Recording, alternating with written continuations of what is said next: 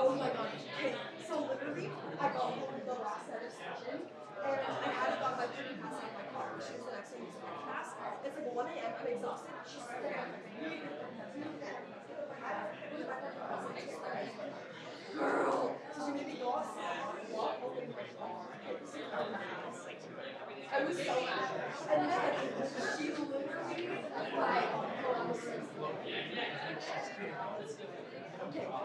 And she like made me go back over to the shop and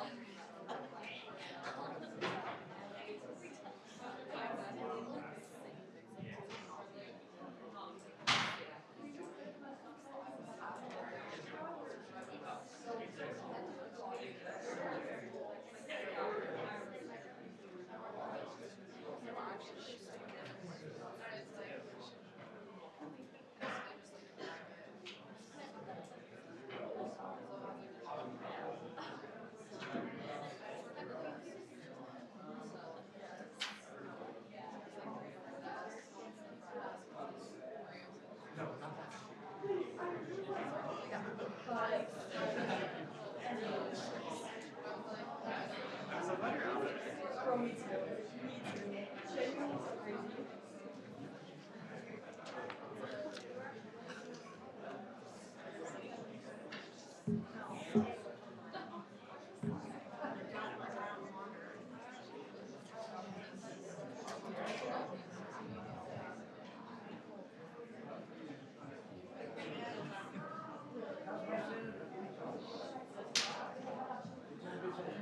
Thank you.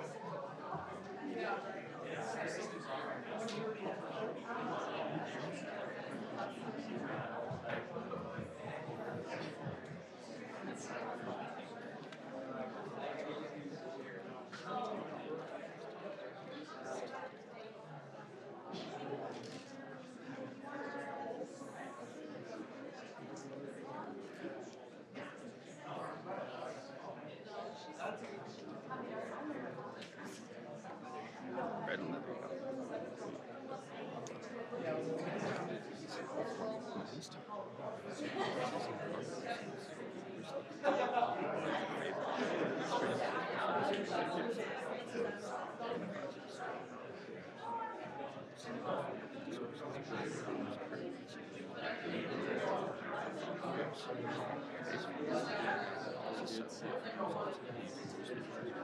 Oh, you scared me.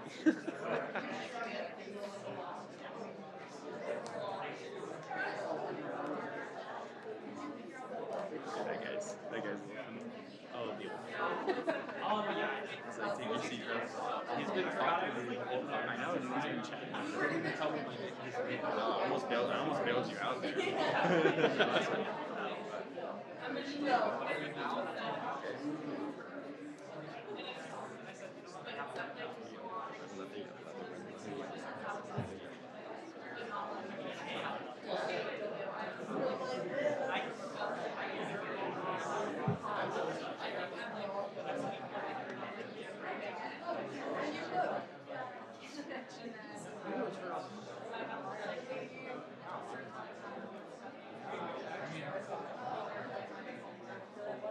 Good? Okay. Good. Okay. Hi, everyone. Okay, thank you. Welcome to today's Hinckley Forum. My name is Ty. The Hinckley Institute of Politics is a nonpartisan institute at the University of Utah. The Hinckley provides an array of transformative experiences for students through internships, forums, and classes. Hinckley forums seek to foster public discourse and civil debate on the most current and pressing issues, bringing in local, national, and international thought leaders. Today's forum is titled Now That the Dust Is Settled, Results of the Utah Legislative Session. We are excited to be joined in conversation with some of our legislative leaders. Representative Steve Eliason was first elected to the Utah House of Representatives in 2010. Since then, he has served in the people of District 43 and currently serves as the House parliamentarian. Representative Angela Romero has represented the people of House District 25 since 2013 and she currently serves as the House Minority Leader, a position she's held since 2023. Senator Jennifer Plumb served as the Minority Assistant Whip in the Utah Senate, and she was first elected by the people of Senate District 9 in 2022, and Senator Kurt Cullimore's legislative service began in 2019. He currently serves as the Senate Majority Leader representing District 19.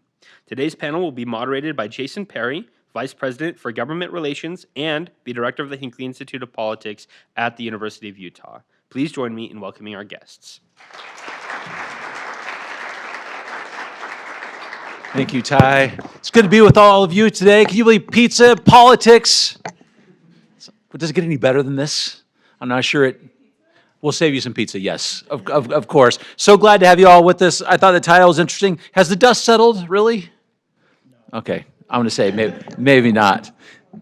Here's what we're going to do today. We're going to do a few questions here, and then at the end, we're going to have a time for all of you to ask some questions, if that's okay.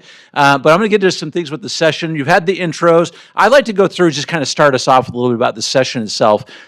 From your individual perspectives, let's just get a flavor for it. Every session seems to have its own unique sort of flavor, its own tone. Every session is just that way. Maybe let's just go down for a second, kind of through your perspective, sort of the successes here, and just what the tone truly was. Go ahead, start with Representative Eliston. Okay, thank you. So I guess for me, every legislator will have their own different themes. Is this microphone working? Okay, we'll get a little bit higher there. For me, something I always work on are mental health related bills. I had several really important bills. One of them focused on getting better mental health services in our correctional system. Another one that came out of the Utah Behavioral Health Commission, focused on a whole host of different behavioral health issues. And then another one that, I won't go into all the details, but for me that was really important.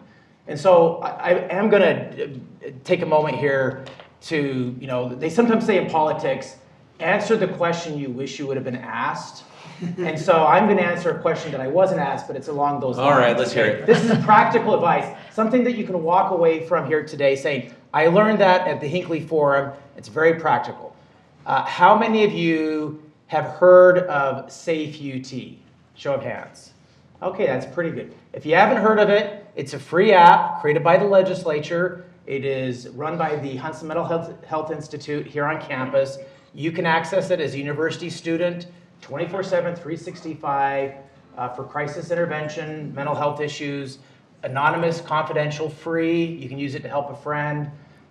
So if you don't have it, I'd encourage you to download it. And if you don't need to use it for yourself, help use it for a friend. So there's the infomercial that you were. That was pretty good. That was worthwhile. I should have asked that question. Thank you.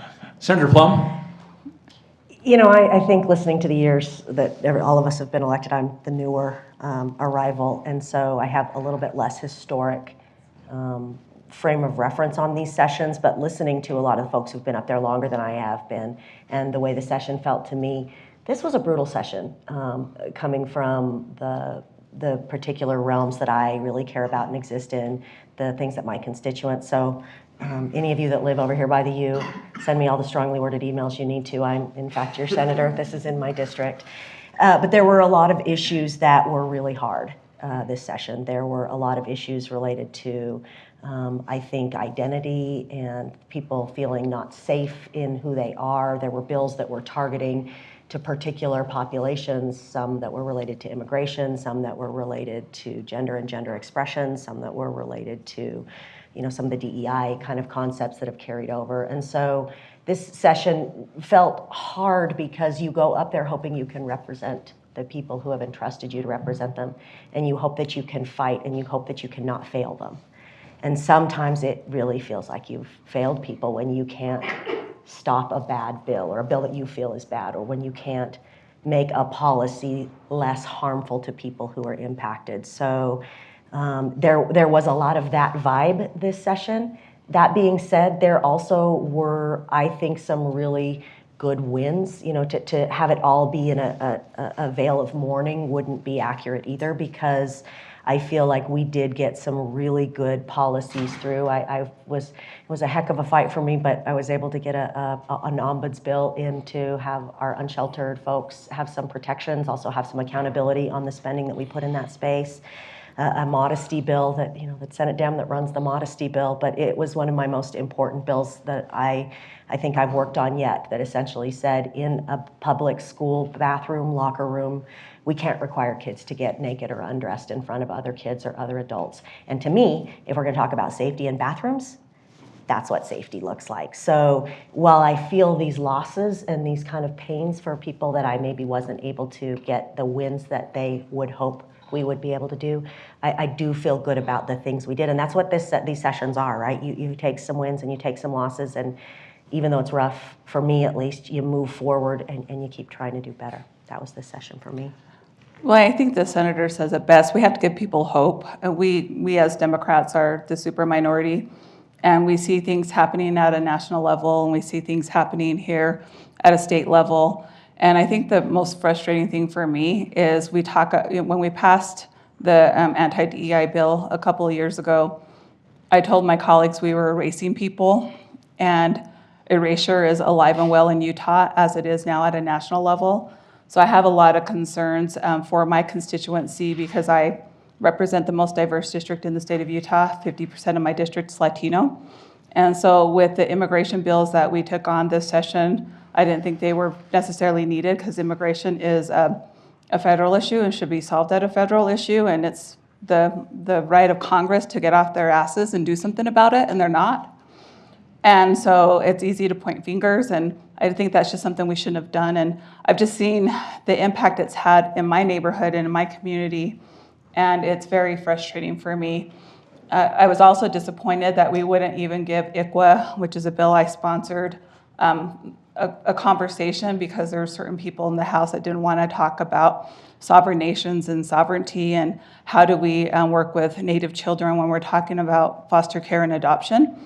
But more importantly, the attack on Salt Lake City and the attack on just local and county government and public employees was very disappointing, and the fact that we didn't fund sexual assault like we should have. And the good senator covered a lot of it. We did have some small wins, but overall, I don't think we have balanced conversations still up there. And until everyone says, we don't want to do this anymore, we can blame gerrymandering all we want, we're still not going to have those honest conversations. So I think with the current referendum going on, I'm hoping they get enough signatures, so we'll see what 2026 looks like and see how that influences how we move in the future. Senator Colmore. Okay, well, after all that doom and gloom, no, I'm just kidding. I'll be doom and gloom all the time. Yeah, I can count on it, yeah. The talking points from the Senate is we're looking at powering the future. And so a lot of what we've dealt with is what's Utah going to look like in 10 years, and 20 years from now, and 30 years from now. And we've had the benefit of relying on a lot of the people that went before us in developing water infrastructure and road infrastructure and all of that. And what can we be doing to prepare for the next 20, 30 years? Because things are moving at such a rapid pace that it's changing, and we need to be reactive while still looking at the future. The AI, the demand on power, the demand on energy is increasing exponentially, and what can we do to address that? And so the flavor from my perspective is trying to address that future stuff, and I'm sure we'll talk about some of these bills in the future. But I will agree with Senator Plum and Representative Romero that it was definitely a saltier session, and I don't know why. I felt that for sure, like it was emotionally, if you will, a tougher session than I've ever experienced. And I think a lot of that comes from some of the political fervor that we're seeing at the national level, and then that translates down. And I see that when I do town hall or in emails. A lot of the emails that I get and a lot of the angst, not saying most people are uninformed, because some of it is very, very much local stuff that we're dealing with, but a lot of it is coming from kind of the national politics. And what I hope to readjust their perspective on is that in Utah, generally, we're all up here because we have good motives and we want to serve the people that we represent. We want to serve the families and our neighbors and all of that. And we want to move the work of the state forward. And so you'll find that close to 90% of all the bills that actually pass have either unanimous or near unanimous support. And I think the reason for that is that at the end of the day, we do end up working together. We allow the committee process to work. We involve all stakeholders. And so, what a bill might look like when it's first introduced can be vastly different than what it looks like when it passes. And sometimes that messaging is hard. You get a vote against HB whatever. Well, by the time it actually hits me in a Senate committee, HB whatever, however it started, is very much different now than what was originally passed. And getting that messaging out that, hey, actually, the stakeholder input has drastically changed this bill and it's better now. I think that needs to get out there more, and really, there is a lot of collaboration, and again, like I said, 90% of what we pass is close to unanimous. Maybe someone give a comment about that, because that's not well known. It is 90%, in the House, 77%, the Senate, 79%. This is a lot, despite all the big disagreements that occur, there's a lot of consensus on some key bills. So talk about that for just a moment, because that's not well known. And by the way, 27 of the students out here you may recognize that were on the Hill with you. Well, I'm familiar faces. That they got to see a few of these bills too. So Senator Plum, maybe you give us a thought about that. It is interesting to watch, and I think it is commentary on what is good policy versus what is controversial policy.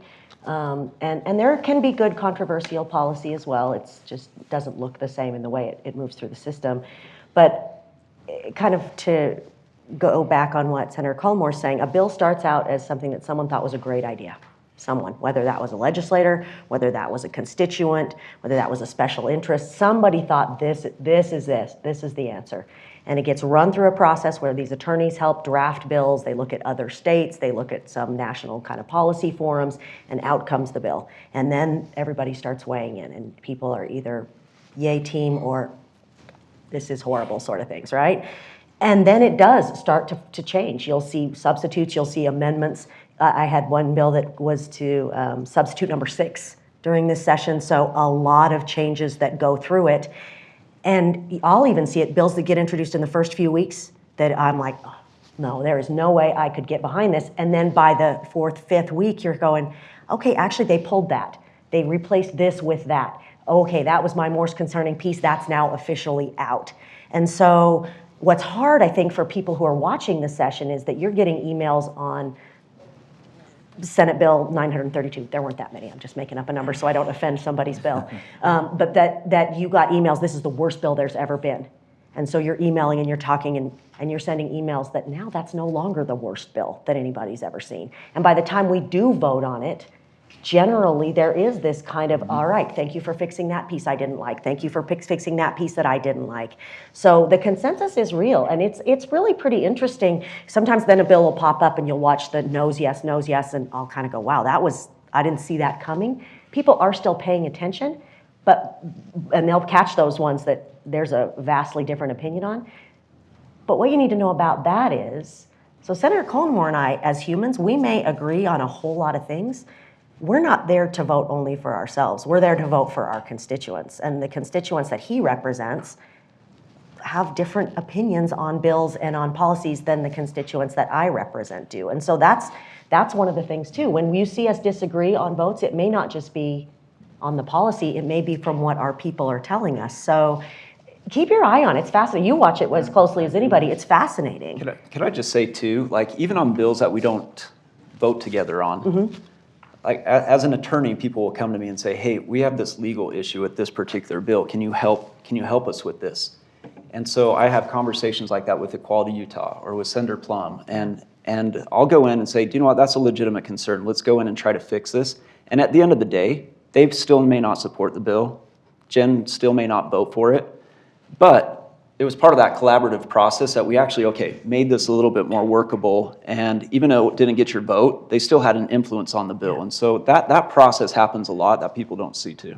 You ever heard, harm reduction is what I do in my outside life where I work in drug user health and overdose death prevention, and we call it harm reduction, right? I never realized how much harm reduction I would feel like I was doing up in the legislature, because exactly that, when there are pieces, you may not be able to get the whole thing gone, but when you can get pieces better and less harmful. I also think the that's it. Senate's a little bit different than the House. The House is a little bit wild. And I had to appreciate the Senate for killing a lot of horrible bills. They let some of the horrible bills go, but there are a lot of off-the-wall bills coming from our chamber because we have 75 members, and the Senate tends now to seem more moderate than the House does. In all the years I've served, I've never seen the House as partisan as it is now from my worldview. But I appreciate the Senate for helping us not move forward some of the really hateful bills. Oh, yeah. I just want to point something out really quick. So we've talked about the difficulty of the process. Senator Plum had a bill with 6 substitute. I was a sponsor of a Senate bill that had a 6 substitute. There's a Which big, means what? that means that if you start out with a bill, it's just the base bill. If you see it that says 01, like HB 4101, means it's a first substitute. That means you made so many changes to the bill that it was broader than just an amendment. They're like, we have to start with a whole new bill because it's so much different and pulls in different sections of code. And so every time you go through maybe a rules committee, a standing committee, or the floor, amendments and changes can get proposed and made, trying to make it better. Well, in the past few years, there's been a lot of controversy over citizen ballot initiatives like redistricting, medical marijuana. There's a huge difference because once they file that ballot initiative, nobody can make any changes at all. So like on the Medicaid one, I went to the people running that and I said, hey, I got a tax component, I'd like you to change to that. And they're like, oh, we think that's a good idea, but we can't make any changes now. So then when the legislature comes in and makes modifications to them, then we get criticized, maybe rightly, maybe wrongly. But for instance, everybody who voted for Medicaid expansion voted to gut the hospital assessment, which funds base Medicaid. Not one person has ever been able to say, well, let me tell you why we wanted to cut the hospital assessment for Medicaid, because it was a mistake. Or that the medical marijuana one actually legalized recreational marijuana, and the day after it became law, the public safety said, don't enforce recreational marijuana, so the legislature had to fix that. Every one of them, Supreme Court on the redistricting, they're like, we don't want any part of this. Fix it, please.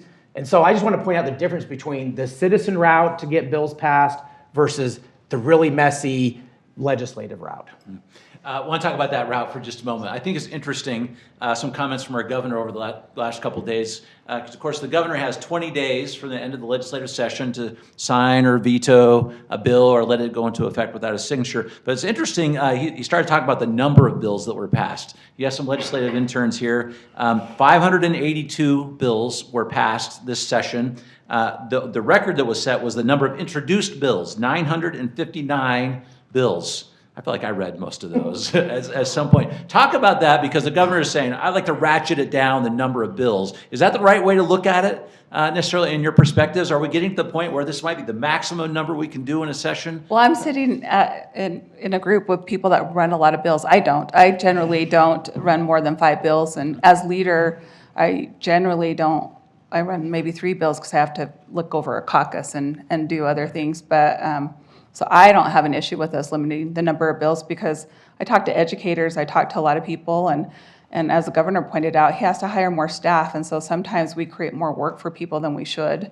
And there's really this balance of power, and I just don't think the Utah legislature understands there's 2 other branches of government.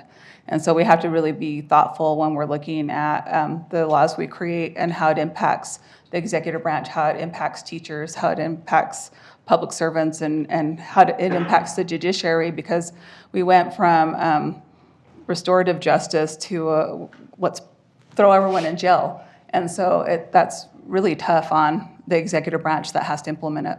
So I personally believe we should be limited on bills. I don't know if that's a universal agreement on this panel. Well, it's so hard because who do you limit? If you were to say, all right, Yourself. everyone. Well, and that's true. Everyone else. If I were to look at the bills that I ran, maybe 1 or 2, I would say, okay, I feel okay about not doing that. But I don't. I run the bills I run from a place of passion and care, and so admittedly, you had the best bills in your eyes. I had the best bills in my eyes. You had the best bills, and we may differ a little bit on this. I'm not going to be trusting the executive branch to tell me how the state should be run anytime soon. I'm not saying they tell us what to do, but we have to be very thoughtful about, we're making the law. Their job is to implement it. Are we giving them the resources and the tools to be able to do what they need to do? 100%. And also, are we giving the good policy pieces an opportunity to actually be heard and debated on the floor, which we're I not? get tired of talking about federalism and Ken Ivory's gazillion bills. Senator Colmore, please. Well, I think we're always going to be constitutionally constrained in the number of bills that we can deal with because we have a 45-day session, and that's in the Constitution. 33 working days. 33 working days, and there's only so much you can get done. So even though we introduced more bills this year than we've ever done, we actually passed less bills than the year before. And so I think timing is always going to be that healthy constraint on that. And we talked about this before, Jason, but different in Utah than you see at Congress too is we have a one subject rule for bills. And so if you even want to change one little thing, it requires a separate bill. And so we have a bigger volume of bills just because you can't combine them the same way. We don't have these omnibus bills that you see sometimes in Washington, D.C. And I think that's actually a good thing. It helps stakeholders review the bills a little bit better. But it does lead to a lot of bills. I would be curious at the number of bills that we actually run, how much of it is actually brand new lines of code versus just amending and changing what's already existing in code. And I think it would be a very limited number of bills that's actually expanding laws and code. Representative Eliason, it's an interesting perspective here. You talk about whether you limit it or not, but as sort of a theme that we've had here just a moment ago, you're all representing a certain constituency, right? So you got 104 different people looking at something that's important to them. So how does that play out when you start looking at the number of bills? Is that the right way to look at it? Because maybe something very important to you and your constituency, and how do you even get to that limitation? Yeah. So this weekend, a constituent contacted me and said, of the 582 bills you passed, how many of them were really necessary? And I said, every one of those bills was really important to somebody or some group, but in totality, all of them weren't important to anybody. And so it's always like, well, I think you should limit it, but limit it to the bills that I don't like. So I, for one, will say I make no excuse for productivity. I have to represent my constituents. When somebody, like years ago, somebody came to me and said, hey, Steve, will you run a bill to allow vote by mail in Utah? It will expand voter participation. And I ran it, and our voter participation has skyrocketed. So when it's our job to run a bill, I mean, how would you feel if you called up your representative and said, you know what, if you could just change this one word in code, it'll make a huge difference for this program or this group of people, and you say, sorry, I just hit my limit. Can't help you this year. I actually do that because I know my capacity. So sometimes you have to say, sorry, you can go to someone else. And so I don't think it's really necessarily, we're a 45-day legislature. And there are people in my leadership team that run a gazillion bills. And I'm like, hey, how are you going to help me help these other people in our caucus? And so I think we just have to be very mindful. Like if it's a simple change like that, I mean, that's a simple change. But when people are, we also have to think about the impact on our drafting attorneys and our staff and the hell we're putting them through at times too. And so I think we just have to be mindful. I'm not saying you can't do this or you can't do that, but we have to be mindful about how many bills we're actually running. And she brings up a really good point. Leah Romero brings up a really good point about that difference between running defense and running offense, right? Like the policies, when you are promoting a policy, you're kind of on offense. There's something you want to have others join in with you. You want to advance this policy. And if you are too busy, that you are not then able to perhaps participate in those conversations, like we talked about changing bills that you could help make better. And you're right, if your bandwidth is so tapped that you can't participate in that space, then there is actually something really valid about the need for that. So I'm going to be honest with you. I can't read every single bill that comes before me, so I depend on other people to help me with that. So if there's very few that read every single bill and every single line. If they tell you they do, they're lying to you. And so that's another concern for me, is because we're a 45-day session and we're part-time legislators. And so how do we make sure, because there were some things that I didn't see in a bill that I voted for that I'm like, oh man, I wish I wouldn't have voted for that bill. And so I just think we have to be very mindful. I'm not saying you can't do this, you can't do that, but we have to be mindful and we have to think about substance of what we're doing, because I just think what's important to me may not be important to you or you. But we also have to think, how's that going to impact all Utahns, not just even my little pocket? Let's talk about budget for just a moment, because you really know what you prioritize by what gets funded. And I'm kind of curious about that a little bit. It was a $30.8 billion budget this year. There was not the revenue increase that many were hoping would be the case. So talk about how that played out this session in terms of the legislative priorities and what you were trying to get done. Representative Eliason, you want to start first, and then Senator Colmore? Yeah, so Utah is the only state in the nation where every legislator sits on an appropriations committee, which I think is a really good thing. Other states, they'll call it the Powerful Ways and Means Committee, and they decide largely how the budget looks.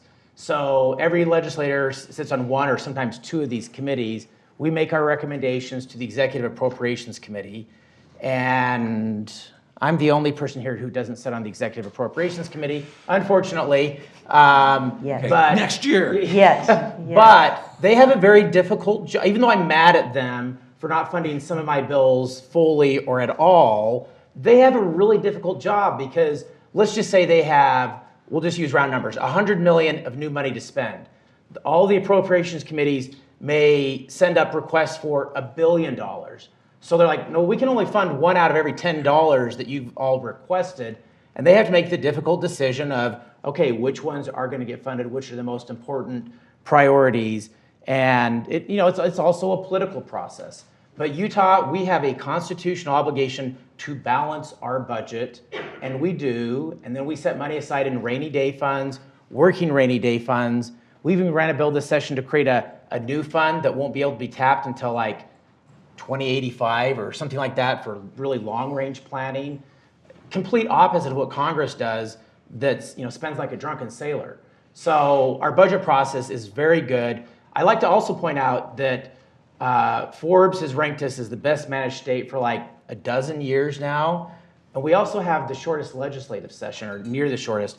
What does that mean? Does that mean less is more, less time that we're monkeying with it, the better the outcome? I don't know. You can make your own conclusions. Senator Colmer, if you can add to that, I mean, as majority leader, this is a pretty huge job for you in the Senate. It's a huge job when it comes to the budget as well. Maybe you give us a behind the scenes a little bit about how those priorities are set and how the Senate looks at limited resources this session and allocates where it should go. Yeah, I think so. So the executive appropriation does work throughout the year. We're looking at this and getting projections throughout the year. In December, before the session even starts, we set aside some money that we think we're going to need or likely are going to need. And so Medicaid expansion, we have to budget for that. And that was, X amount, but then it came in that we actually needed 75 million more. That wasn't really anticipated in December. And so we had to figure that out. We set aside growth for education. We set aside tax cut this year. And so a lot of those discussions are happening year round. And then when the numbers come in, it's kind of interesting. It's not till about the middle of session when projections actually come in and say, okay, here's how much you're actually dealing with. And so then you kind of have to reconfigure everything at that time based on what's actually coming in versus the projections.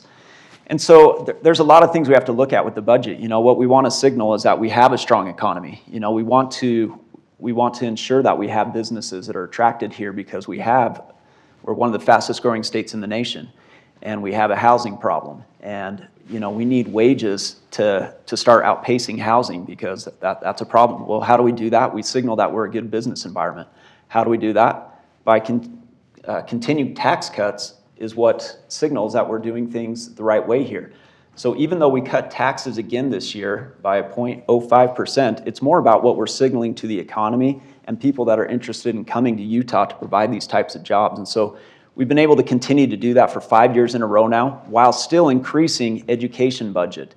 I think you'll notice that because our economy is growing is the way we're able to do this. So even though we cut taxes again, but to the tune of about $160 million when all was said and done this year, and over the past 5 years, it's been $1.4 billion. The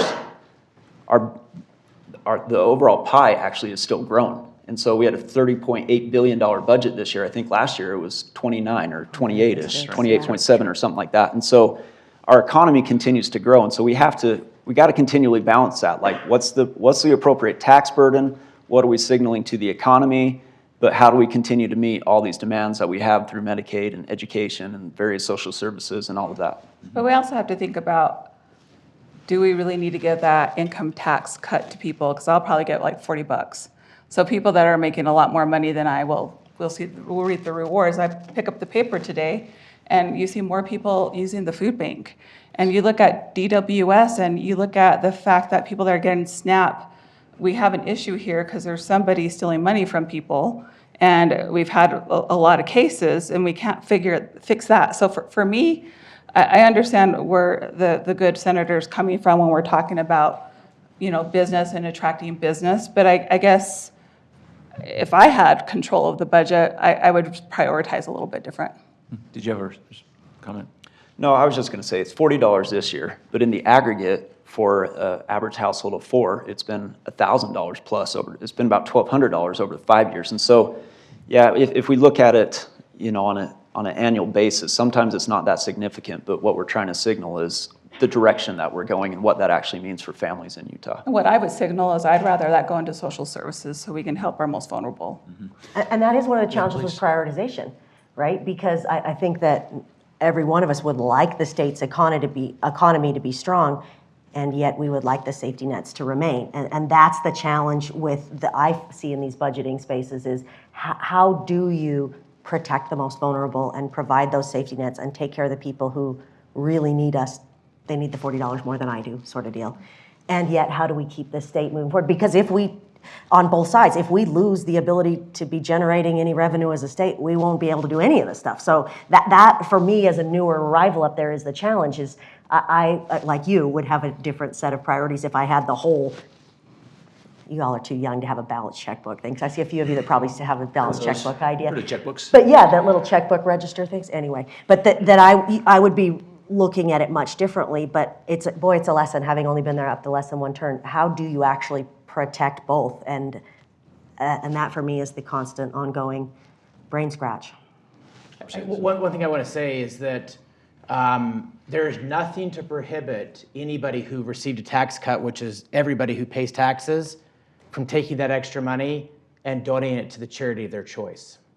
So if they really feel strongly that, hey, well, I want to see more social services, I would challenge that person that's criticizing tax cuts to say, well, did you make the personal decision to increase your charitable giving to the organization of your choice, of which you'll also get a tax deduction for? I wish I had that privilege, and I wish there's people I represented that had that privilege. And There's a reason we have government.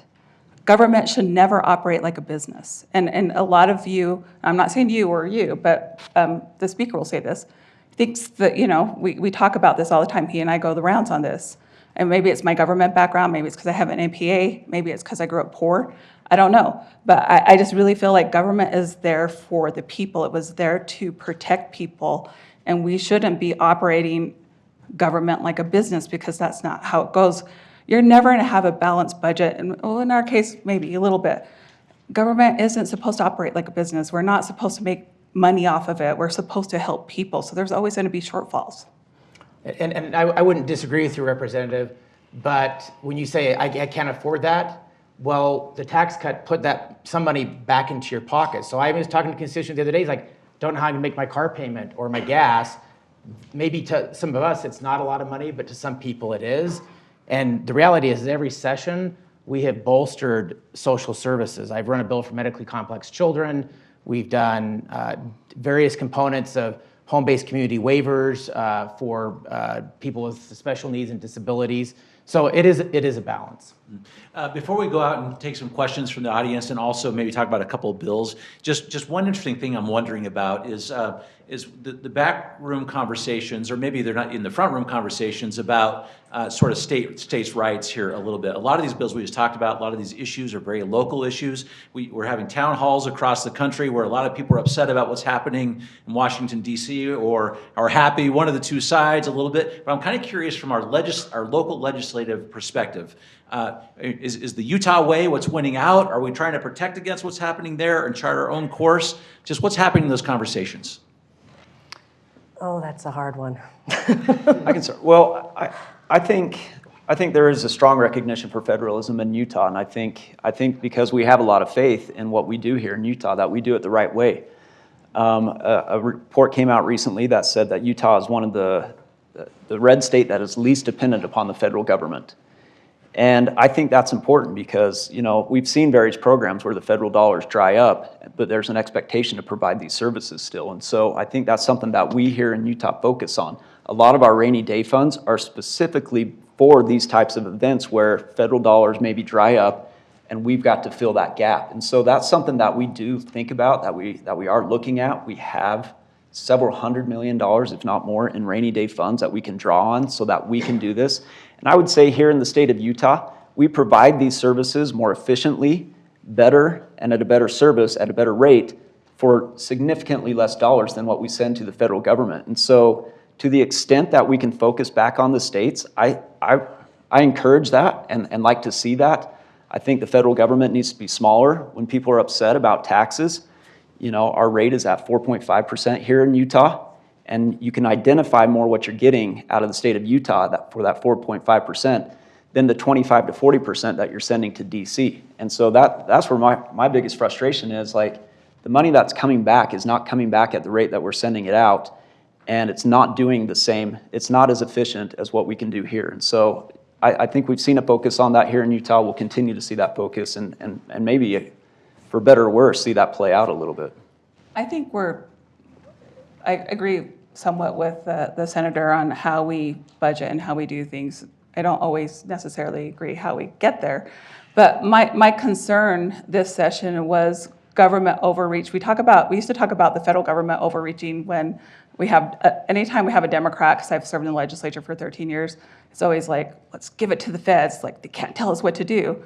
But I can tell you, if you talk to a mayor in the state of Utah, if you talk to a school board in the state of Utah, they're going to say what we used to say about the federal government. Too much overreach, too much control, too much telling people what to do, and taking away those rights from certain municipalities. And so I do have concerns that we are doing what we critiqued at the federal level when we had a Democrat in office. We're doing that to local municipalities and counties and our education system. I really have big concerns on how we're micromanaging them. And somewhat as a state, that's our right to do, but there's the point where I think we've kind of overstepped our boundaries there. And so yeah, that would be like my point there. Well, there's almost some hypocrisy, it feels like sometimes, right? When we say, don't tell us how to run our state, but then we sit on the legislative body and tell Salt Lake City Salt what Lake to City do. or Park City or Moab. There is yeah. not arguing for or against it, but there is a very legal distinction there, right? Yes, we do. Like Oh, for sure. cities and all that are political subdivisions of the state state, created yes. under the state constitution, where it's the federal government is a creature of the states agreeing to it, right? But the Utah State Legislature is not the mayor of Salt Lake City, and that's all I'll say. Well, or even the judiciary, right? Some of the things that's, I think, one of the struggles, and I hear from a lot of constituents, that's one of the struggles too, is how come you say tell the Fed stay out of my business, but you don't stay out of others' business? And I frankly don't have the best answer for that because I don't know why. I didn't realize this until I was in the legislature, but I mean, fully, we have dual sovereignty. Utah is a sovereign state, the United States is a sovereign government, and we kind of share this dual sovereignty. The 200 to 300 political subdivisions, that's cities, towns, mosquito abatement districts, all these different entities in the state of Utah, there's no dual sovereignty. They are created by the state of Utah, and we reserve the right to run the business. And when we don't like seeing how something's going in a particular area, we're not just going to say, well, that's okay, we'll let this pull the state down or whatever. We'll step in and say, we think this needs to change. But I think that's your moral or your ethics or your values, and the people of Salt Lake City did not elect either of you to represent them. And so I think it's really important when we're having these conversations. Yes, I understand it's a political subdivision. I have a bachelor's in political science and a master's in public administration.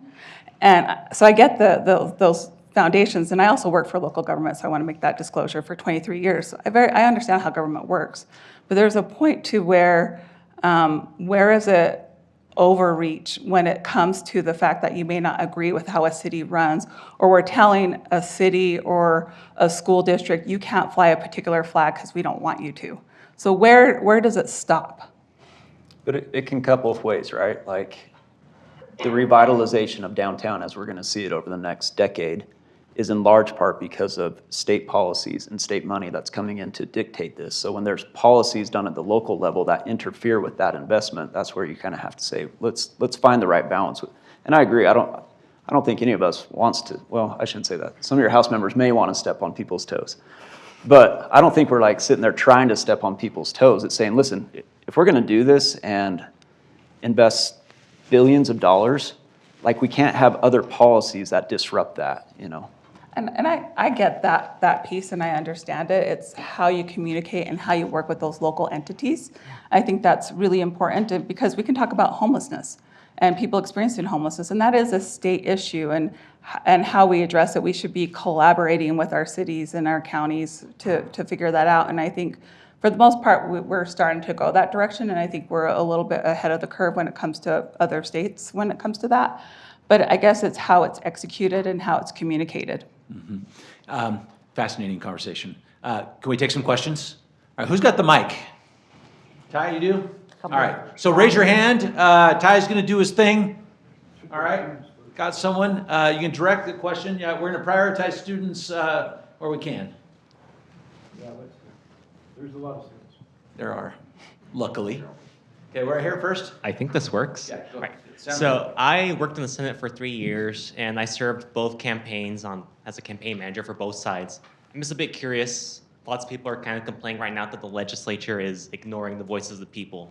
I just kind of want to press that question onto our panelists if they agree on that statement as well. Could you be more specific?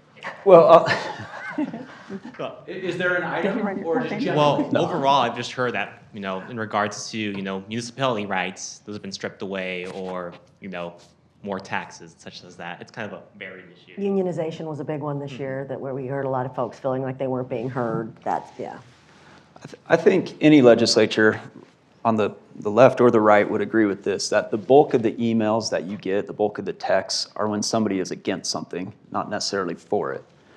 And so you kind of have to balance that, like, okay, if we're up here in a representative capacity, and representation means, it can mean a couple different things. It means you're up there to vote the way that your constituents would vote, or it's they represented you because they trust your judgment, and you get up there and you get, just by nature of the job, you get inundated with way more information, and they expect you to use your best judgment to vote in a way that you think is appropriate. And so, when I get emails saying you're not listening to your constituents and you're not listening to the people and you work for us, while I believe that to be true as a representative government, I would have to say that a lot of times for all those emails, if I get 100 emails saying don't vote this way, I have to say, okay, well, if I go and walk around the neighborhood and had the opportunity to have a 10-minute conversation with a lot of the people that I represent and told them what I'm hearing about these various bills, would they agree with me voting this way on this bill?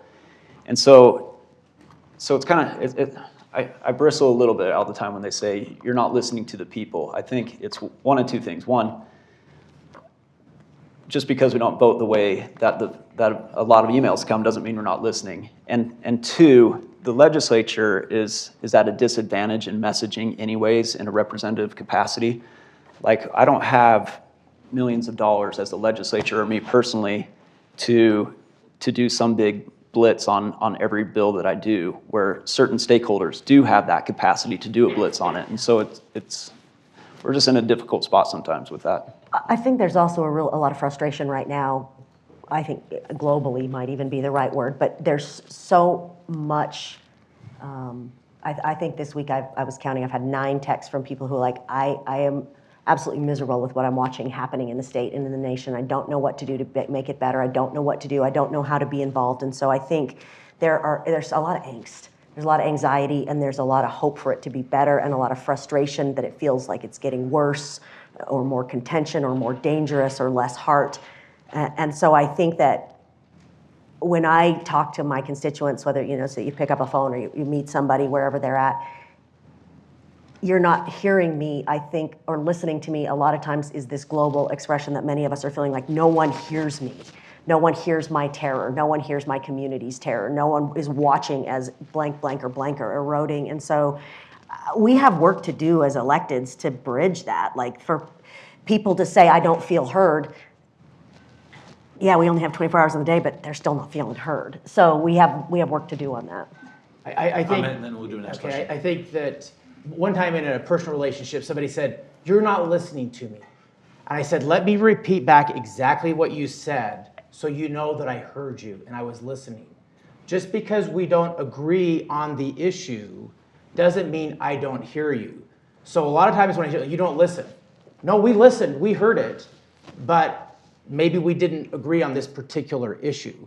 And I sat next to now Representative Mike Kennedy, who's a newest congressman from Utah. He represented Highland and Alpine, probably the most conservative part of the state. I come from what's a swing district. And we'd often split our votes. And he'd sometimes almost apologize, like, hey, Steve, I got to vote against this bill, or vice versa. And so understand, when you can't just take the whole state and say the people. It's like, I represent a certain constituency, and by nature, we're all going to vote sometimes differently on bills based on who we represent. And I think our identity, I know you said one more question, but I think our identity plays a role in that as well. And so I don't just represent House District 25. I represent a lot of people that are women. I represent a lot of people that are Democrat. I represent a lot of people that are Latino, and I represent a lot of people that are Native American, some Native American as well. And so I think we're juggling all of these roles, and they contradict each other at times. And so I agree with the senator and the representative. Sometimes it's just taking the time to listen to someone and having that conversation. And my neighbor across the street is a diehard Republican, but he always votes for me because I sit there and I talk with him about his concerns. He may not agree with how I vote, but he respects the fact that I took the time to listen.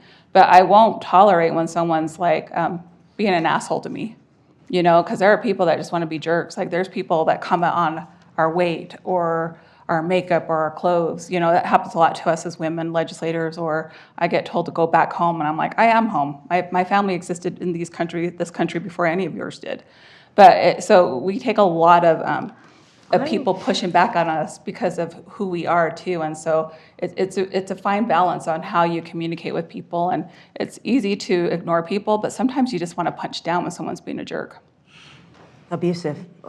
Downright abusive. Okay, I'm another question. probably the only witch on the panel. I've on Twitter been confirmed to be a witch. Don't cast a spell on me. If you want an autograph, feel free. But I have All witch right. hair apparently, so now you know.